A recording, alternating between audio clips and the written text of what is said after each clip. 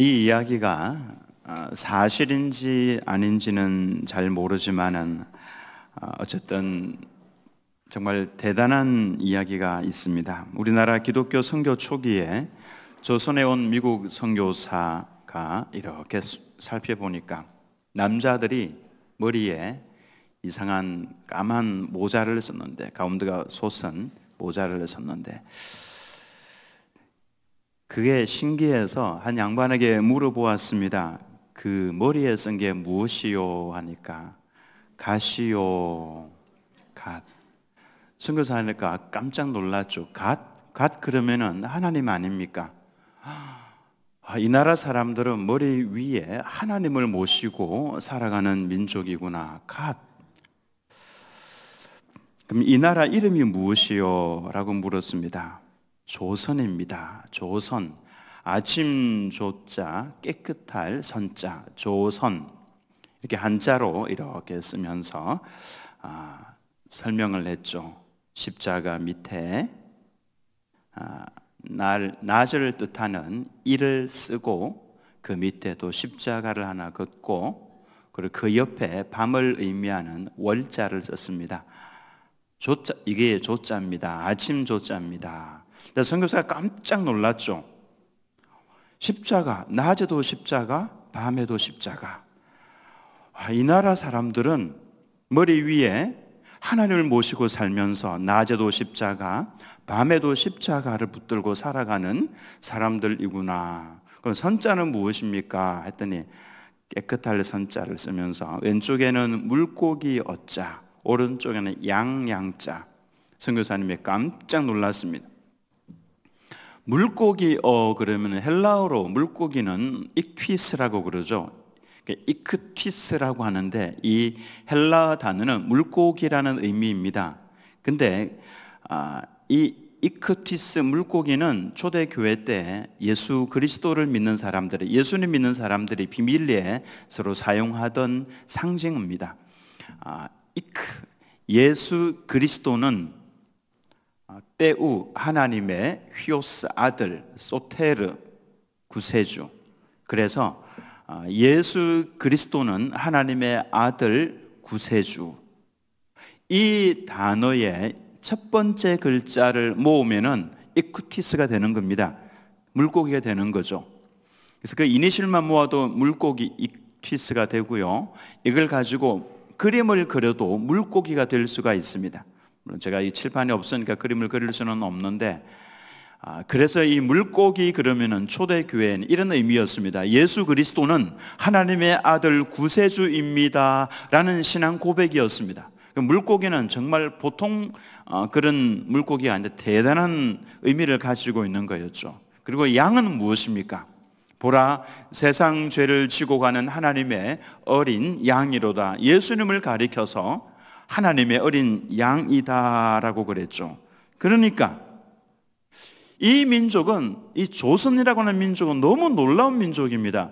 머리 위에 하나님을 모시고 낮이나 밤이나 십자가를 생각을 하고 붙들고 있으면서 예수 그리스도는 하나님의 아들 구세주이십니다. 그리고 세상 죄를 지고 가는 하나님의 어린 양입니다를 늘 고백을 하는 대단한 민족이죠. 깜짝 놀라면서 선교사가 감탄을 했습니다.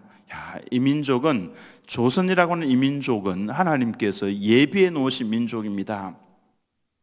그리고 이 나라 사람들을 가리켜서 그러면 조선 피플이라고 그러겠네요. 조선 피플. 그 조선이 뭡니까? 조선은요, 선택된 이라는 뜻이고 피플은 사람들이죠. 그 조선 피플 그러면은 선택된 사람들. 과연 조선은 동방에 하나님께서 선택하신 민족입니다. 보통 민족이 아니다라고 하는 것이죠.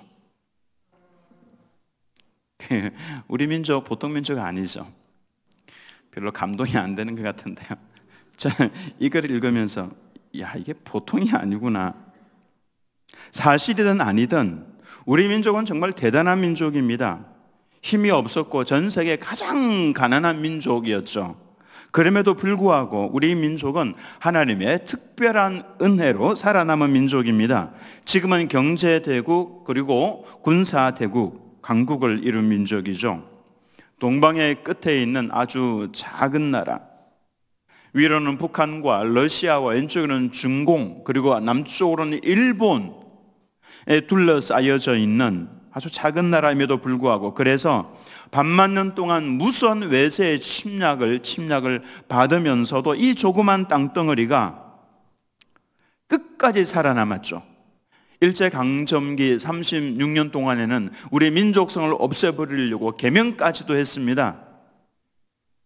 그래서 말도 일본 말로, 이름도 일본 이름으로 그렇게 부르면서 민족성 자체를 없애버리려고 했지만은, 다른 민족이 우리나라를 볼 때에 이제 저 나라는 끝이 났구나, 일본의 완전한 속국 정도가 아니라 복속이 완전히 되겠구나, 그렇게 일본화가 되겠구나라고 했지만은 우리 민족은 죽지 않고 살아남았습니다.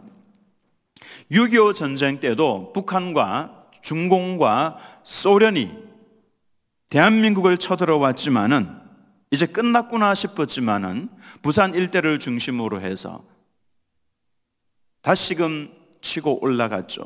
얼마나 많은 하나님의 백성들이 엎드려서 부르짖으면서 기도했습니까? 그 중에서도 살아남은 민족이 대한민국입니다. 정말 벼랑 끝에서 회생을 한 것이죠. 그래서 우리 민족은 아주 독합니다. 독한 민족이다. 전 세계 어디를 나가도 살아날 수 있고 그리고 이길 수 있는 민족이 우리 민족입니다. 그 독한 유대인들을 이긴 민족이 대한민국이죠. 언제가 말씀을 드렸던 것처럼 노아의 후손들이 점점 번성하기 시작을 하면서 가나안 땅에서 동쪽으로 이주를 하면서 우리는 이곳에 살고 싶다, 이란과 이라크 지역에 남았습니다. 또 우리는 더 가봐야지 그러면서 이동을 하다가 이제 인도 지역에 우리는 이곳이 좋다면서 남았습니다. 그래서 우리는 여기보다 더 좋은 곳을 찾아갈 거야 찾아가다가 이제 중국 땅 그쪽에 남았죠. 우리는 끝까지 가볼 거야, 더 이상 갈 수 없는 데까지 가볼 거야. 그래서 이동을 해서 한반도에 왔더니 더 이상 갈 수가 없었죠. 삼면이 다 바다로 둘러싸여져 있는 곳, 그래서 이곳에 머무르게 된 것입니다. 가장 세계에서 독한 민족이라고 할 수 있습니다. 끝까지 온 민족이죠. 다 끝난 것 같은데, 더 이상 희망이 없는 것 같은데, 근데 마지막까지 살아남을 수 있는 민족. 우리 민족은 그래서 포기를 잘 모릅니다. 모두가 다 손가락질을 해도 얼굴에 철판을 깔고서라도 삶의 터전을 일구면서 살아날 수 있는 민족이죠. 그래서 우리 민족이 한번 해보자라고 일어서면은 막을 수 있는 사람들은 없습니다. 다들 끝났다고 하는 그 순간에도 우리는 일어설 수가 있죠. 보통 민족이 아닙니다. 림팩 훈련이라고 하는 이 전 세계 최고의 해군들이 모여서 하는 훈련이 있습니다. 2년마다 한 번씩 모이는데요. 사실 여기에 우리 대한민국은 얼마 전까지만 해도 해군력이 없었습니다. 디젤 첫 번째 참여했을 때에 디젤 잠수함 한 척 그 훈련에 참석을 했습니다. 미국, 영국, 호주 그리고 일본 이런 강국들이 보면서 대한민국은 해군력이 그것밖에 없냐고 하면서 비웃었습니다. 그러나 훈련이 시작이 되자마자 바로 그 자랑하던 미국 핵 잠수함 한 척과 다른 잠수함 두 척을 바로 그 자리에서 격추를 해버렸습니다. 그리고 그 훈련의 마지막까지 살아남은 유일한 잠수함이 바로 우리 그 디젤 잠수함이었습니다. 놀라운 것은 어떤 잠수함도 우리 이 디젤 잠수함이 가까이 다가가도 눈치를 채지 못할 정도로 아주 탁월한 솜씨를 가지고 있었습니다. 나중에 훈련 다 마쳤으니까 제발 좀 나오라고 해도 숨어 있었습니다. 찾을 수가 없었죠. 그래서 나중에 이제 다 끝났으니까 어디에 있는지만 좀 알려달라고 하니까 미국 항공모함 옆에서 조용하게 우리나라 디젤 잠수함이 떠올랐습니다. 이것은 잠수함이 그 항공모함까지도 격추시킬 수 있는 것을 보여주는 것이죠. 그래서 2년 후부터는 우리 대한민국 해군 함정은 팀에 끼워주지 않았습니다. 부사령관 역할을 맡게 했죠. 그리고는 심판관이 되어서 심판만 볼 수 있도록 그렇게 했습니다. 우리들에게는 이순신 장군의 DNA가 있습니다. 13척으로 무려 133척이나 되는 일본 전함들을 격파시켰던 바로 그 이순신 장군의 DNA가 우리 민족에게는 있죠. 133척을 가지고 그냥 지나가기만 해도 13척은 다 부서질 겁니다.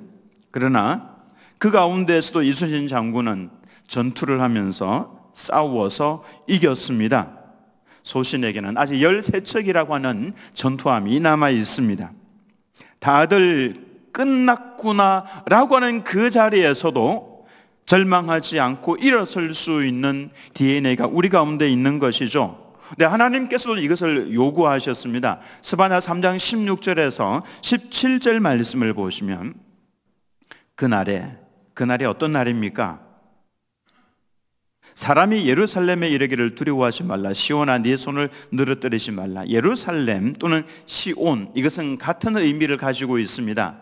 하나님을 주님으로 모시고 있는 이스라엘 전체를 말하는 것이죠. 지금으로 하면은 하나님을 아버지라 부르는 모든 성도들을 가리켜서 예루살렘아 시온아 이렇게 부르는 겁니다.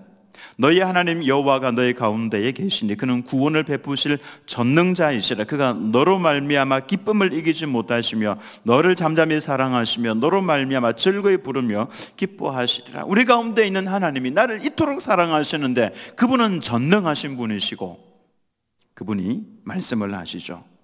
네 손을 늘어뜨리지 말라. 포기하지 말라는 것입니다. 마지막이라고 할지라도 정신 차려라. 그러면 내가 있지 않느냐 그 말씀이죠. 사자굴에 던져졌다고 할지라도 다니엘 너 정신 차려라. 하나님께서 사자굴 속에서도 지켜주셨고요, 풀무불 속에 던져진다고 할지라도 포기하지 말라는 것입니다. 왜냐하면 구원을 베풀어 주실 하나님이 전능하신 분이신데 그분이 나를 너무나도 사랑하고 계시기 때문에 그렇습니다. 그러니 너는 어떤 상황에서도 오직 하나님만 의지하라고 하는 메시지가 바로 이 말씀 아닙니까? 그러면은 다시금 일어설 수 있다라고 하는 거죠. 많은 경우에 하나님께서는 성도를 벼랑 끝까지 몰고 가십니다. 절망할 수밖에 없는 상황, 포기할 수밖에 없는 상황, 울다 눈물이 더 이상 나지 않는 상황. 왜 여기까지 하나님께서 사랑하시는 그 성도를 왜 여기까지 몰고 가시냐 하면은 그 벼랑 끝에 서면은 사람이 가장 순수해집니다. 정말 그 상황이 되면은 내가 붙들고 있던 미움, 시기, 질투 의미가 없다는 것을 압니다. 그래서 그거 다 내려놓습니다. 그 모든 것에서 자유하게 되는 것이죠. 그리고는 오직 하나님만 붙들게 되어 있습니다. 그동안에 하나님 외에 내가 붙들고 있었던 그 모든 것들, 그것이 재물이라고 하든지 건강이라고 하든지 명예라고 하든지 부모님이라고 할지라도 다른 그 어떤 것도 내게 이게 도움이 안 되는구나, 이걸 거기에서 깨닫게 된다라고 하는 것입니다. 그래서 내가 유일하게 붙들 수 있는 분은 오직 하나님밖에 안 계시는구나, 이 갈 때까지 가야 그걸 체득을 할 수 있다라고 하는 것이죠. 그래서 거기에 벼랑 끝에 서면은 끝까지 막 밀어버리면은 주님 내 생명을 오직 주님 손에 부탁합니다, 저절로 이 마음이 생기는 겁니다. 그래서 하나님께서 우리를 마지막까지 그 벼랑 끝에까지 막 몰고 가시는 겁니다. 우리는 이제 하나님께서 원하시는 마음의 상태가 어떤 것인지를 잘 압니다. 그것은 세상에 내가 의지하고 있는 그 모든 것들 다 내려놓고 오직 하나님만 의지하는 그 마음을 주님께서 원하시는 거죠. 오직 하나님만 의지하는 그 성도는 자동적으로 하나님의 이름을 부를 수밖에 없고 그는 기도하지 않을 수가 없는 겁니다. 하나님의 도움이 아니면은 할 수 없다는 신앙을 가진 성도는 기도할 수밖에 없습니다. 그제서야 하나님의 능력이 나타난다는 거죠.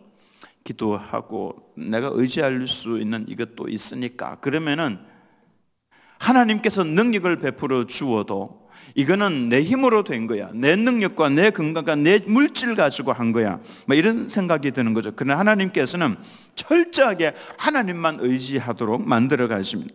마가복음 9장 29절 말씀 같이 읽어봅니다. 시작.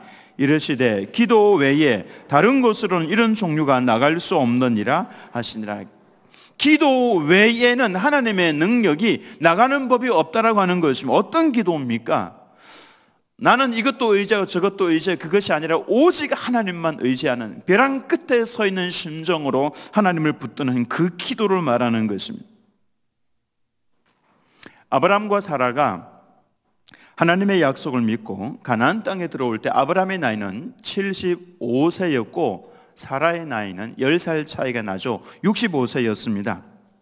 갈대 우르를 떠나라고 말씀을 하시면서 하나님께서 약속을 주셨죠. 내가 너로 하여금 큰 민족을 이루게 해주겠다. 그때도 사라에게는 자녀가 없어서 그게 가장 큰 아픔이었는데 하나님께서 떠나라. 내가 너로 하여금 큰 민족을 이루게 해주겠다. 그 약속 하나 붙들고 온 겁니다. 그 약속 하나 붙들고 왔는데 하나님께서 또 어떤 약속을 주십니까? 아브라함아, 너 하늘의 별 한번 세어보아라. 셀 수 있겠느냐? 내가 너의 자손으로 하여금 저 하늘의 별처럼 많게 해주겠다.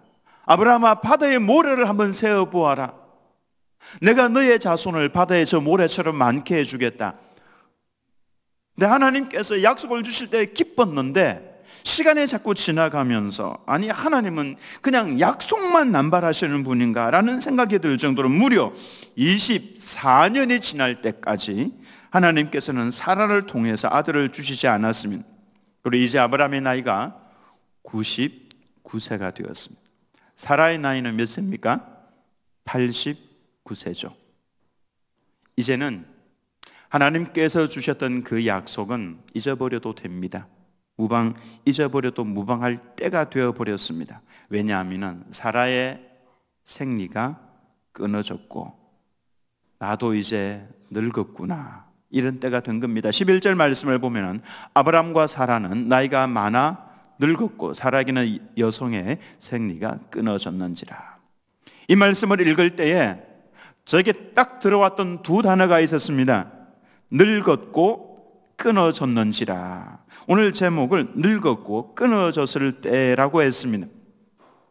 늙었고 생리가 끊어졌다라고 하는 것은 이제 할래야 임신을 할 수가 없는 상태가 된 겁니다. 가능성은 이제 조금이라도 남은 것이 아니라 제로가 된 것이죠. 하나님의 약속은 물 건너갔습니다. 끝난 것이죠. 더 이상 무슨 희망이 있겠습니까? 이제부터 만약에 사라에게 아들이 있을 것이다 라는 말을 하면은 그것은 그 말을 듣는 순간 사라의 마음속에는 저 사람을 모르고 하는 소리야. 비웃음밖에는 할 수 있는 것이 없는 상황이 된 겁니다. 지난주에 제가 우리 최경준 권사님 신방을 다녀왔습니다. 우리 김창귀 권사님이 운영하는 드림 실버 요양센터에 이제 이곳에 와 계십니다. 연세가 93세입니다. 이제는 잘 걷지를 못하시고요. 누워 계십니다. 근데 제가 신방을 다 마치고 나오면서 권사님 임신을 할 거고 내년에 출산을 할 겁니다. 제가 이 이야기를 권사님에게 드리면은 이게 무슨 상황이 되는 겁니까? 이게 미친 이야기 하냐고 이렇게 그 권사님 막 너털 웃음을 짓지 않겠습니까? 근데 아니나 다를까 그 나그네가 아브라함에게 자신 남편에게 이야기를 하는 겁니다. 가만히 들어보니까 네 안에 사라가 어디에 있느냐? 예, 장막에 있습니다. 텐트에 있다라는 거죠. 내년 이맘때에 내가 반드시 너에게로 돌아올 건데 네 안에 사라에게 아들이 있을 거다. 이 말을 듣는 순간 사라의 반응이 무엇입니까? 허허, 저 사람 나를 모르네. 내가 내 몸 상태가 어떤지도 모르고 내게 아들이 있을 거라고 비웃음을, 그 웃음을 웃을 수밖에 없는 것이죠. 말이 좀 되는 소리를 해야 되는 거죠. 근데 아기가 있을 거라니. 12절 말씀을 보면 사라가 속으로 웃고 이르되 내가 노쇠하였고 내 주인도 늙었으니 내게 무슨 즐거움이 있으리요. 저라도 웃겠습니다. 저 사람은 뭘 모르는 사람이야. 아니, 나그네가 3명이 왔는데 그 중에 한 분이 그런 말을 한 거죠. 아니, 내 생리가 이미 끊어졌는데 무슨 아기를 내가 가질 수 있겠는가. 그때 그 나그네가 이런 말을 했습니다. 아니, 사라가 왜 비웃고 있느냐? 내가 늙었는데 어떻게 아이를 낳을 수 있겠느냐? 왜 그런 말을 하느냐라고 이야기를 했습니다. 사라가 듣고 깜짝 놀랐죠. 나는 아무 말도 안 했는데 속으로 비웃고 속으로 그렇게 이야기를 했을 뿐인데. 근데 그분이 또 이렇게 이야기를 합니다. 여호와께 능하지 못한 일이 있겠느냐? 내년 이맘때에 사라에게 반드시 아들이 있을 것이다. 깜짝 놀랐죠. 그제서 사라가 뭔가를 좀 느꼈습니다. 아닙니다. 자, 안 웃었습니다. 그때 그 나그네가 그럽니다. 아니라 네가 웃었느니라. 여러분, 늙었고 끊어졌다라고 하는 이 표현은 우리가 살아가는 동안에 마주치는 한계선입니다. 한계. 내 힘으로 할 수 없다라고 하는 것을 인식하는 한계, 그 단계입니다. 근데 그때가 바로 하나님께서 일하시는 때이고, 그때가 하나님을 경험하면서 나의 성품이 예수님을 닮아가는 순간이다라고 하는 것을 아십니까? 하나님께서는 그래서 그 말씀을 하시는 겁니다. 포기하지 마라. 근데 많은 경우에 있어서 하나님께서는 그 마지막 순간까지 기다리십니다. 나를 포기하고 하나님만을 온전히 의지할 수밖에 없는 그 상황, 하나님께서는 그때를 기다리십니다. 사라는 이 일을 겪으면서 깜짝 놀랐습니다. 나는 아무 말도 안 했는데 사라가 웃었느니라, 네가 웃었느니라 분명하게 그렇게 말씀하는 걸 들으면서 깜짝 놀라면서 충격을 받았죠. 나는 분명히 속으로 비웃고 웃었는데 하나님께서는 이미 그걸 다 알고 계셨고 내가 입으로 말한 것과 동일하게 여기셨다라는 것 때문에 충격을 받았습니다. 여러분, 우리가 속으로 생각을 해도 그것은 우리가 말을 한 것이나 마찬가지입니다. 지금 이곳에도 많은 분들이 말을 하고 있다는 거 아십니까? 하나님께서는 그걸 보고 계십니다. 이 사라의 사건을 보면서 우리는 중요한 교훈 한 가지를 발견을 합니다. 하나님께서는 겉모습의 사라를 보면서 그래, 네 모습이 그렇구나 이렇게 말씀을 하시지 않았습니다. 속으로 말하고 있는 사라를 보면서 그 모습이 너의 진짜 모습이다 라고 그렇게 규정을 하셨다는 사실을 우리는 기억을 해야 합니다. 우리 안에는 영혼이 있습니다. 그 영혼이 말을 하는 것, 그것이 진짜 내 모습이라고 하는 것이죠. 하나님께서 말씀을 하셔도 비웃을 수 있는 존재가 내 안에 있습니다. 비록 겉으로는 수긍을 하고 인정을 하는 것 같아도 속에서 무슨 생각을 하고 있는지 그 사람의 바로 진짜 나 자신이다라고 하는 것입니다. 하나님께서는 이처럼 중심을 보십니다. 우리의 중심을 보시면서 네 속에 있는 네가, 그것이 바로 진짜 너의 모습이다라고 하는 것이죠. 예배를 이 자리에 앉아서 다 드린다고 해서 그게 다 예배를 드리는 모습이 아니라고 하는 것입니다. 여러분 속에서 지금 말하고 있는 존재, 생각을 하고 있는 그 존재가 바로 하나님을 진짜로 예배를 해야, 그래 그게 진짜 예배가 된다라고 하는 것입니다. 예배를 드리는 우리 겉모습보다도 하나님께서 우리의 마음을 보시고 판단을 하신다라고 하는 것입니다. 겉모습에 목사의 직분을 가지고 있다고 해서, 장로의 직분을 가지고 있다고 해서 장립 집사의 모습을 가지고 있다고 해서 그 모습이 하나님께서 보시면서 그래 네가 목사구나 이렇게 하지 않는다라고 하는 것입니다. 그 속 사람을 보면서 내가 속에서 무슨 말을 하고 있는지 그걸 보면서 하나님께서는 그게 진짜 너 모습이다 그렇게 판단을 하신다라고 하는 것이죠. 그래서 이제 하루하루를 살아가는 동안에 여러분 마음속에서부터 하나님과 더불어서 대화를 하시기 바랍니다. 주님의 이름을 자주 부르시기 바랍니다. 때로 낭떠러지 끝까지 밀려갔다고 할지라도 그곳에 서서 이렇게 한번 해보시기 바랍니다. 한번 따라서 해보겠습니다. 하나님 감사합니다. 놀라운 것은 하나님 감사합니다 라고 하는 그 사람이 진짜 내 모습이라고 하는 것이죠. 그리고 거기에서부터 성령께서 깨닫게 되기 시작을 하십니다. 내가 너에게 이 낭떠러지 끝까지 내가 너를 밀어낸 이유를 알겠느냐. 거기에서부터 성령께서 내게 말씀을 하기 시작을 하십니다. 내가 너를 왜 낭떠러지 끝으로 밀어내었는지 알겠느냐. 놀랍게도 감사합니다라는 말을 할 때에 하나님께서 역사하기 시작을 하신다라고 하는 것입니다. 여러분 한번 해보시기 바랍니다. 정말 너무 마음이 힘이 들고 어려워서 속이 아파 죽겠는데 하나님 감사합니다. 그때부터 하나님께서 일어나가기 시작한다라는 것이죠. 하나님께서 보시는 것은 내 중심입니다. 내 중심에서 생각을 하고 있는 그 존재, 내 안에서부터 입을 다물고 있어도 말하고 있는 그 존재, 그 존재가 바로 나 자신이라고 하는 것이죠. 겉으로 미소를 짓고 있어도 속으로 개발하고 있으면은 그 사람은 개발입니다. 하나님께서는 그냥 그렇게 인정을 하신다라고 하는 겁니다. 그러나 내 속에서부터 하나님의 이름을 부르고 있고 하나님께 감사하고 있으면은, 하나님을 신뢰하고 있으면은 하나님께서는 네가 참 신앙인이다 라고 그렇게 인정을 하신다라고 하는 것입니다. 충격을 받은 사라는 이후부터 그 마음에서부터 하나님의 이름을 부르며 조심조심하면서 1년을 보냈습니다. 왜냐하면 하나님께서는 놀랍게도 내 마음속에 있는 그 생각을 보시면서 말씀을 하셨기 때문에 그렇습니다. 그러면서 그녀는 정말로 놀라운 경험을 합니다. 그의 마음에서부터 하나님의 이름을 부르고 그 마음에서부터 조심조심했을 때에 놀라운 경험을 하죠. 생리가 끊어졌고 늙었던, 이제 더 이상 소망이 없다라고 생각을 했던 사라의 몸이 임신을 할 수 있는 몸으로 회복이 되었고, 놀랍게도 더 나아가서 출산을 할 수 있는 건강까지도 회복을 했다라고 하는 것입니다. 여러분, 출산을 할 때 여인의 몸은 건강 있지 않으면 출산 못합니다.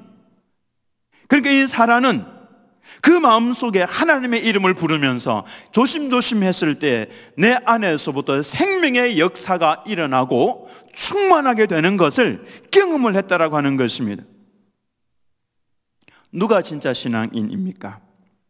마음은 아무에게도 보여지지 않는, 아무에게도 보여지지 않는 영역입니다. 오직 나와 하나님만이 보실 수 있는 영역이죠. 그러니까 그곳이 살아야만 내가 살 수가 있는 것입니다. 그곳이 진짜여야만 내가 진짜일 수가 있는 것이죠. 내 안이 살아야만 되는 것입니다. 그러므로 바로 여러분의 마음속을, 생각을 의도적으로 하나님의 이름을 자꾸 부르시고 자꾸만 감사하시기 바랍니다. 그러면은 내 안에서부터 생명의 역사가 일어나는 것을 경험을 하게 될 겁니다. 이상하게도 내 안에서부터 기쁨이 솟아나는 것을 경험을 하게 될 겁니다. 내 안이 살아야 끝이 살 수 있는 것입니다. 하나님과 동행하는 것이 어떤 것인지를 알게 될 겁니다. 진짜 기도가 무엇인지를 알게 될 겁니다. 따라서 하겠습니다. 내 안이 살아야 살 수 있습니다. 여러분 안이 살아야 됩니다. 겉모습을 가지고 화장하고 운동하고 막 그렇게 한다고 해서 살 수 있는 것이 아니라 내 안이 살아야 내 안에서부터 생명의 역사가 일어날 수가 있는 것이고, 성령께서 내 안에서부터 충만하게 채워나갈 수가 있는 것입니다. 참된 신앙인으로 살아가시기를 예수님의 이름으로 축원합니다.